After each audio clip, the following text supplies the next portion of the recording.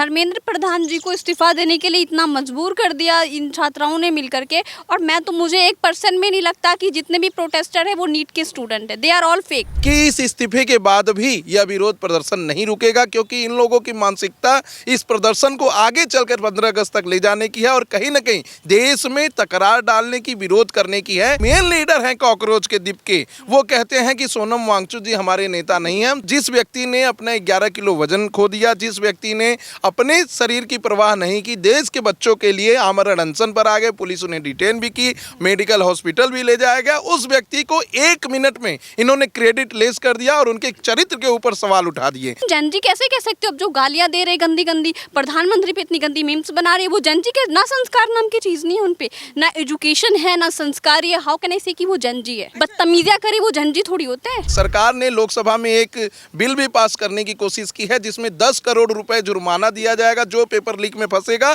और मिनिमम 10 साल की सजा होगी। यानी ट्रायल चलने के बाद अगर किसी को सजा होती है तो 10 साल से पहले उसका कोई बेल नहीं होगा। ये अरविंद केजरीवाल के चेले हैं, तो कहीं ना कहीं जब तक ये देश को तोड़ने का और बेचने का काम नहीं करेंगे तब तक ये पूरे प्रोटेस्ट को खत्म नहीं करेंगे। नमस्कार, मैं हूं माही सिंह और आप देख रहे हैं द न्यूज़पेपर। जंतर मंतर पर लगातार प्रोटेस्ट चल रहा था और उनकी कुछ ऐसी डिमांड्स थी जिसमें सबसे मेन डिमांड अगर देखा जाए तो धर्मेंद्र प्रधान का इस्तीफा और जो फैमिली के बच्चे गए हैं उनको कंपनसेट किया जाए। कुछ ऐसे मुद्दे थे और उन मुद्दों पर अब कहीं ना कहीं सरकार ने पूरी तरीके से अपनी निर्णायक भूमिका निभाई है और धर्मेंद्र प्रधान ने इस्तीफा दे दिया है।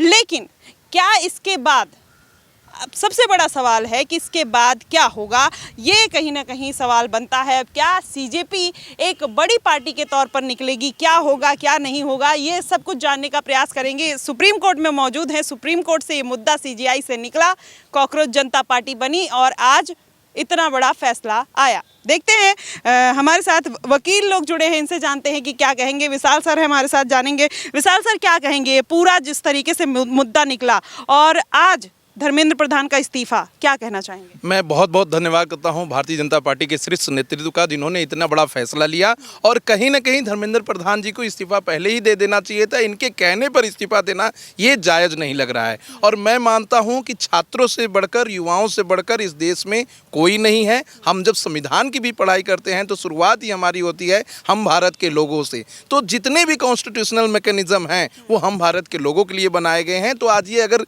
इस्तीफा दे भी हैं तो ये संविधान की रक्षा के लिए दिए हैं, लोकतंत्र की रक्षा के लिए दिए हैं और युवाओं और छात्रों के भविष्य के लिए बहुत स्वागत योग्य कदम है। लेकिन मैं आपके चैनल के माध्यम से ये कहना चाहता हूं कि इस इस्तीफे के बाद भी यह विरोध प्रदर्शन नहीं रुकेगा, क्योंकि इन लोगों की मानसिकता इस प्रदर्शन को आगे चलकर 15 अगस्त तक ले जाने की है और कहीं ना कहीं देश में तकरार डालने की, विरोध करने की है। आप देखिए कि सारे जो प्रोटेस्टर्स हैं वो एक नाम पर आगे बढ़ रहे थे, सोनम वांगचुक जी के, और सोनम वांगचुक जी ने हंगर स्ट्राइक भी तोड़ा और अपने आप को प्रोटेस्ट से दूर भी कर लिया। उसके बाद जो मेन लीडर हैं कॉकरोच के दीप के, वो कहते हैं कि सोनम वांगचुक जी हमारे नेता नहीं है, हम छात्रों का आंदोलन लेकर आगे बढ़ रहे हैं। तो जिस व्यक्ति ने अपना 11 किलो वजन खो दिया, जिस व्यक्ति ने अपने शरीर की परवाह नहीं की, देश के बच्चों के लिए आमरण अनशन पर आ गए, पुलिस उन्हें डिटेन भी की, मेडिकल हॉस्पिटल भी ले जाया गया, उस व्यक्ति को 1 मिनट में इन्होंने क्रेडिट लेस कर दिया और उनके चरित्र के ऊपर सवाल उठा दिए। तो ऐसे पार्टी के लिए, ऐसे प्रवक्ता के लिए, ऐसे लोगों के लिए अगर इस्तीफा दिया जा रहा है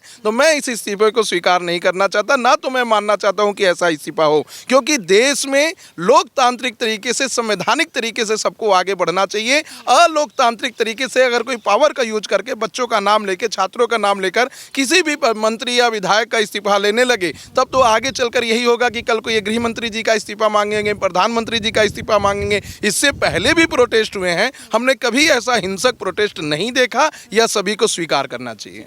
अभी जैसे आपने बोला सोनम वांगचुक को साइडलाइन कर दिया, अन्ना हजारे का जब आंदोलन हुआ था केजरीवाल ने भी यही किया था, तो क्या लगता है ये 2.0 का वर्जन है या फिर मतलब जो चीजें चल रही हैं वो जेनजी के हित में रखकर ये सरकार ने इतना बड़ा फैसला लिया? देखिए, सरकार ने तो जेनजी के लिए हमेशा से बड़े मजबूत कदम उठाए हैं। आप देखिए कि इस देश में पहली बार ऐसा हुआ कि नीट का जब री एग्जामिनेशन हुआ तो उनसे फीस भी नहीं ली गई और उनको पेपर्स से हेलीकॉप्टर के माध्यम से और फाइटर जेट के माध्यम से पहुंचाया गया।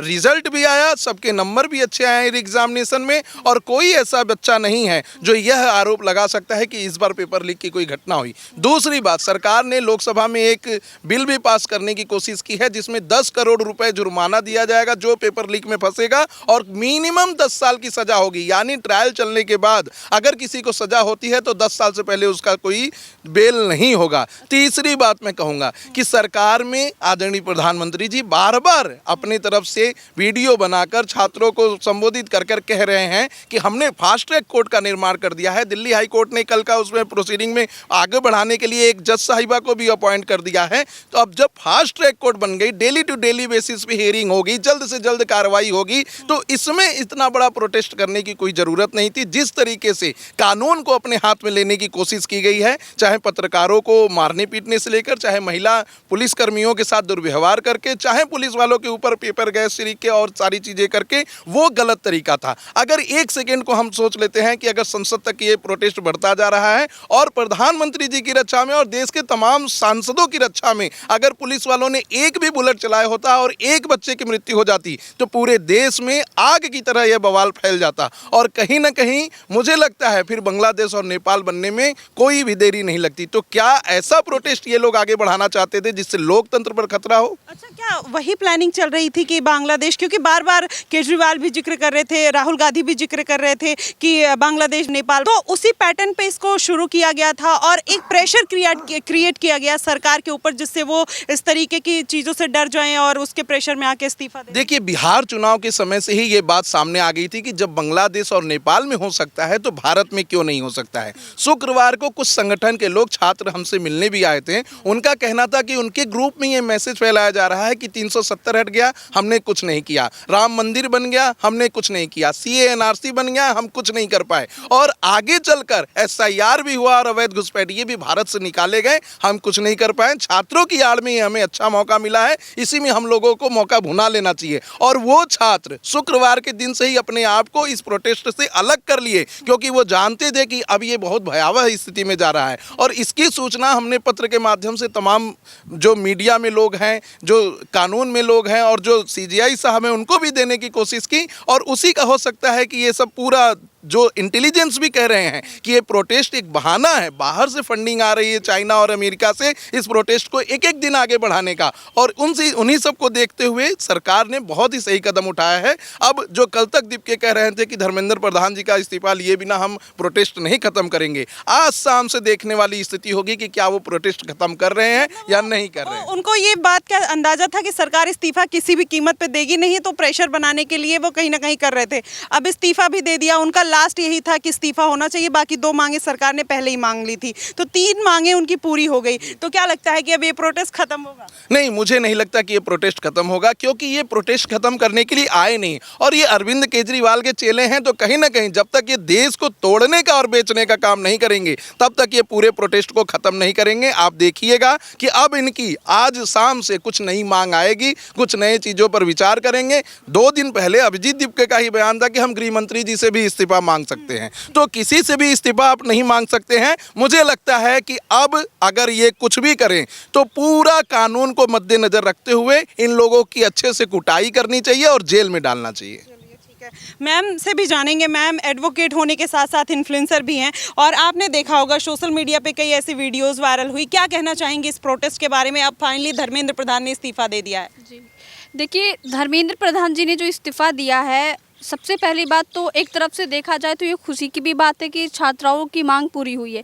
दूसरी तरफ से बहुत दुख की बात है। क्योंकि उनको मजबूर किया गया है।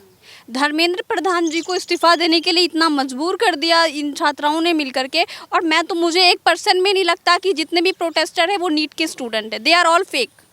ये चीज़ मैं बिल्कुल ऑन द कैमरा पे बोलूँगी, वो एक भी स्टूडेंट्स नहीं थे। क्योंकि जो नीट की एग्ज़ाम्स की प्रिपरेशन करते हैं ना, उनके पास 1 घंटे भी वेस्ट करने के लिए नहीं होता है। वो जितना टाइम पेपर लीक में लगाएंगे, प्रोटेस्ट में लगाएंगे, उतनी मेहनत वो करके एग्ज़ाम क्रॉस कर सकते हैं, क्वालिफाई कर सकते हैं। लेकिन वो जितने भी थे बेरोजगार वहाँ पे गए हुए थे, उनके बुलाए हुए वैसे लोग थे, पता नहीं वो लोग कहाँ से बुलवाए थे। दे ऑल आर फेक थे वहाँ पे। और दूसरी बात कि मैं ये बताना चाहूँगी, जिस तरीके से सोशल मीडिया पे प्रधानमंत्री जी के बारे में और धर्मेंद्र प्रधान जी के बारे में मीम्स बन रही है, वीडियोस बन रहे हैं, और जिस तरीके से जंतर मंतर पे जो पोस्टर्स बना के और नारे लगा रहे हैं, इतना गलत है, वो बहुत ही इलीगल है। अच्छा, कुछ लोग इसको बड़ा एंजॉय कर रहे हैं कि अरे जेनजी ने मतलब क्या कमाल कर दिया। अब हाँ, मैं इस पे मतलब बात करूंगी, जेनजी पे बात करूंगी। जेनजी तो मैं ये नहीं कहूँ, जेनजी कौन होते हैं? जो संस्कारी भी होती है, चीज़ को सिचुएशन के साथ समझते भी है, और उनके पास बहुत ही ज़्यादा माइंड भी होता है इस बारे में। लेकिन जेनजी कैसे कह सकते हो? अब जो गालियाँ दे रहे गंदी गंदी, प्रधानमंत्री पे इतनी गंदी मीम्स बना रहे हैं, वो जेनजी के ना संस्कार नाम की चीज़ नहीं है उन पे, ना एजुकेशन है, ना संस्कारी है। हाउ कैन आई से कि वो जेनजी है? खुद को जेनजी बता रहे, कहाँ से अब जेनजी आपको लगता है? जेनजी कौन होते हैं एक्चुअल में समझना भी तो ज़रूरी है ना। बदतमीजियाँ करे वो जेनजी थोड़ी होते हैं। ठीक है, जितना ये फन दिखाया जा रहा है कि अरे मतलब इन्होंने नाच गा के इस प्रोटेस्ट को पूरे अच्छी तरीके से खत्म कर दिया, इस्तीफा भी ले लिया, लेकिन क्या हमारा देश लिखा था, हाँ। मैंने ट्विटर पे लिखा था कि धर्मेंद्र प्रधान जी कृपया करके इस्तीफा ना दें। दैट इज़ द रीज़न, क्योंकि इन लोगों का प्रोसेस नहीं है एजुकेशन सिस्टम को लेकर के। ये एक पॉलिटिकल पार्टी बनाना चाहते हैं। अगर आपको एजुकेशन सिस्टम में प्रॉब्लम लगी, पेपर लीक की आपको प्रॉब्लम लगी कि पेपर लीक हुआ है, तो आप सिस्टम को सुधारने की भी बात कर सकते हो। इंसान से गलती होती है, हर किसी से होती है। आप भी जिस पोस्ट पे रहोगे, आप स्टूडेंट लाइफ में हो, मैं भी स्टूडेंट लाइफ में थी, अभी भी हूँ मैं, लेकिन इट मीन्स नॉट कि आप हमसे गलती नहीं होती है। और गलती हो जाएगी तो पद से इस्तीफा मांगने का क्या तरीका है?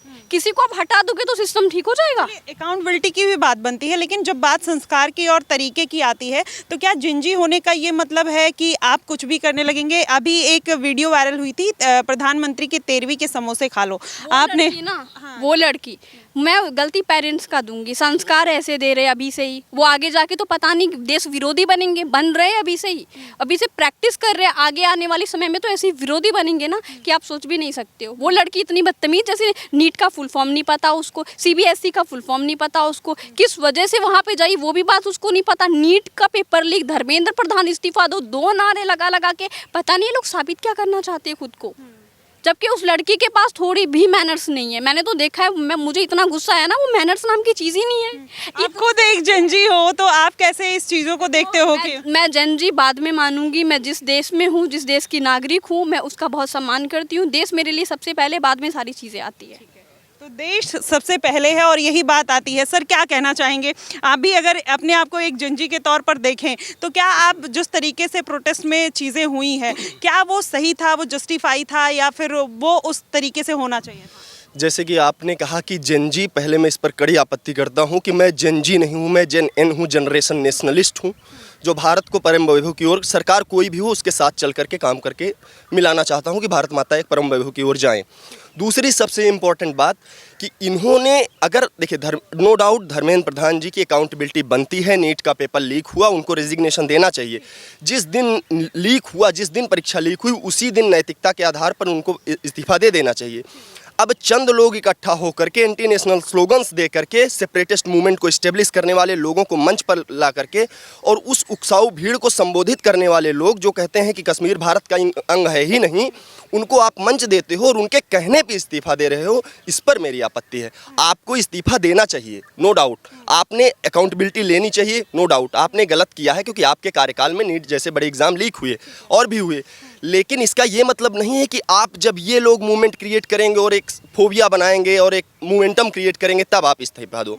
दूसरी सबसे इंपॉर्टेंट बात कि भारत सरकार को, ऑनरेबल प्राइम मिनिस्टर को इस पर संज्ञान लेना चाहिए कि हमें आप दूसरे देश जाते हो, टूर पे जाते हो, वहाँ की चीज़ों को समझने जाते हो, तो वहाँ के कानून को भी अडॉप्ट करो।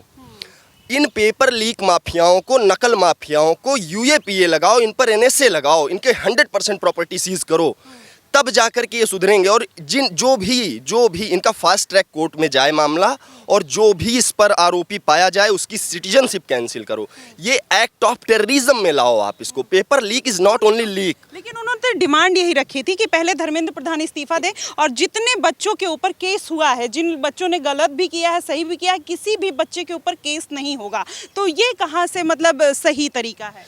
सही तरीका इसलिए नहीं, जो जेन्युइन बच्चे थे। इसमें हुआ क्या कि आपने एक ऐसी भीड़ बुला ली जो कि शिक्षा के नाम पर आई, आपके साथ आई, और मेन सिंपैथी और मेन जो मूवमेंट क्रिएट हुआ वो वास्तव में, जैसे मेरे सीनियर्स ने बताया, गाइड किया, कि वो सोनम वांगचुक जी के लिए सॉफ्ट कॉर्नर के तौर पर आई। ये अभिजीत दीपके जी हैं, बाकी जो तथाकथित लोग हैं जो अपने आप को आकर के आज शिक्षा सुधारक, समाज सुधारक बने हुए हैं, ये इनके लिए भीड़ कोई इकट्ठा नहीं हुई, और ये जान रहे थे कि ये मेरा आंदोलन फ्लॉप हो रहा है, इसलिए सोनम जी को बीच में ला करके, मुखौटा बना करके, उनके फेस वैल्यू के आधार पर इन्होंने प्रोटेस्ट ऑर्गेनाइज करा। अब इसमें सोने पे सुहागा क्या हो गया कि इनको सफलता मिल गई। ये काम धर्मेंद्र प्रधान जी को पहले ही कर देना चाहिए था, क्योंकि उनकी अकाउंटेबिलिटी बनती है। अब दैट्स वाई इनको अब ऑप्शन मिल गया। कल के ये कहेंगे ऑनरेबल गृह मंत्री जी इस्तीफा दें, परसों ये कहेंगे प्राइम मिनिस्टर इस्तीफा दें। प्राइम मिनिस्टर के लिए इतने गंदे गंदे शब्दों का यूज़ किया जा रहा है। ये जंजी हैं, ये जंजी के नाम पर देश तोड़ रहे हैं कि जंजी हैं ये। प्राइम मिनिस्टर को कम से कम तो बख्शो आप, वो सिटिंग पोजीशन पे हैं आप। आशुतोष जो हैं, जो वहाँ पे फाउंडर मेंबर हैं, वो उन्होंने कहा कि अब योगी जी सावधान हो जाइए। अगर आपने अपने यूपी में, क्योंकि सबसे ज़्यादा यूपी के बच्चे यहाँ पर आए हैं, अगर यूपी वालों को नहीं आपने सुधारा और पेपर लीक हुआ तो ये जो प्रोटेस्ट आज जंतर मंतर पर हो रहा है अब वो यूपी तक जाएगा। तो क्या इनडायरेक्टली योगी जी को अब चैलेंज करने की कोशिश की जा रही है, जिससे, क्योंकि इलेक्शन आने वाले हैं, और अगर इस तरीके का चैलेंजिंग मोड ऑन हो गया और 2027 के इलेक्शन, तो क्या इम्पैक्ट लगता है कि फिर वो उत्तर प्रदेश पे पड़ेगा? मैं मूलतः उत्तर प्रदेश का ही हूँ, जैसा कि मैं जानता हूँ, जहाँ मैं रहा हूँ, पला बढ़ा, मैं प्रयागराज का हूँ, वहाँ पर लॉ एंड ऑर्डर के रूप में ये जंतर मंतर नहीं है ना, ये बनने देंगे योगी जी। ये भी कंफर्म है कि आप यहाँ पर आओगे, भारत तेरे टुकड़े होंगे, इंशाल्लाह इंशाल्लाह का नारा लगाओगे, उसके बाद भी आप सुरक्षित रहोगे, उसके बाद भी आप ऑनरेबल प्राइम मिनिस्टर को गाली दोगे, उसके बाद भी आप सुरक्षित खड़े रहोगे। देश को तोड़ने के कश्मीर को बताओगे कि ये भारत का अभिन्न अंग नहीं, फिर भी आप सुरक्षित। वहाँ पर NSA जैसे कानून का इम्प्लीमेंटेशन होता है। यहाँ पर सिर्फ बताया नहीं जाता कि लगेगा, वहाँ पर UAPA जैसे कानून का इम्प्लीमेंटेशन होता है। वहाँ पर नकल माफियाओं पर उतनी ही लगाम लगाई जाती है। वहाँ पर आपकी प्रॉपर्टी को डिमोलिश किया जाता है, आपकी प्रॉपर्टी को सीज किया जाता है। उत्तर प्रदेश जैसा प्रदेश कोई नहीं होगा इस समय लॉ एंड ऑर्डर के मामले में। अगर उत्तर प्रदेश से ही सीखना हो तो ऑनरेबल, मैं तो कह रहा हूँ केंद्र सरकार को कि उत्तर प्रदेश से ही आप सीख करके कठोर कानून बनाओ इन नकल माफियाओं के खिलाफ। जो ये नकल माफिया जो भी हो, इसमें जीरो से लेकर के ऊपर तक, शीर्ष नेतृत्व तक, इनकी 100% प्रॉपर्टी सीज करो, इनकी सिटीजनशिप खत्म करो, इन पे आर्ट ऑफ ये टेररिज्म की कैटेगरी में आता है, इसको आप टेररिज्म की कैटेगरी में लाओ, फिर देखो कैसे लीक हो जाता है।